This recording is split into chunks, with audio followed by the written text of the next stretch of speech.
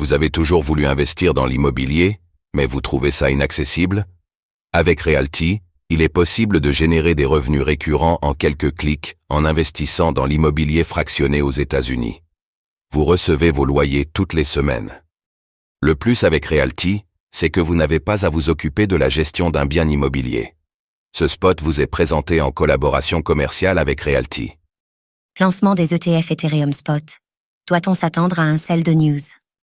Le marché des crypto-monnaies se prépare au lancement des premiers ETF Ethereum Spot prévus pour aujourd'hui.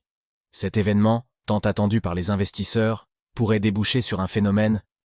Sell the news. Pourquoi?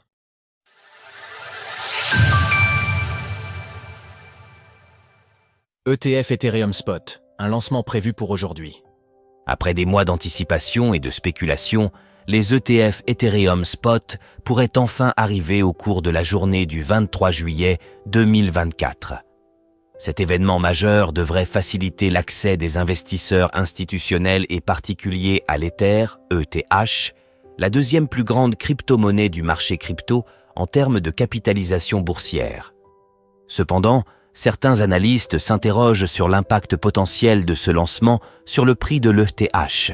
Ils craignent que l'événement ne se traduise par un « sell the news » où les investisseurs profitent de la hausse des prix liés à la nouvelle pour encaisser leurs bénéfices. Même si les ETF Ethereum Spot sont acceptés dans la journée, la performance future des CES derniers reste encore incertaine. Le lancement des ETF Ethereum, basé sur des contrats à terme aux États-Unis à la fin de l'année dernière, a rencontré une demande décevante. Tous les regards sont tournés vers le lancement des ETF Ethereum Spot, avec de grands espoirs d'accumulation rapide d'actifs, A déclaré Will Kai, responsable des indices chez Kaiko. Bien qu'une image complète de la demande ne puisse émerger avant plusieurs mois, le prix de l'ETH pourrait être sensible aux chiffres d'afflux des premiers jours. L'ETH était en tendance baissière après avoir brièvement performé en mai suite à l'approbation des formulaires D9B4 de Grayscale et ProShares. Il avait précédemment retesté le niveau des $4 000 en mars lorsque le BTC atteignait ses anciens sommets historiques. Des frais qui varient en fonction des différents émetteurs d'ETF. Les derniers formulaires S, déposés auprès de la Securities and Exchange Commission, SEC, des États-Unis ont révélé le montant des frais que factureront les émetteurs d'ETF Ethereum Spot à leurs clients.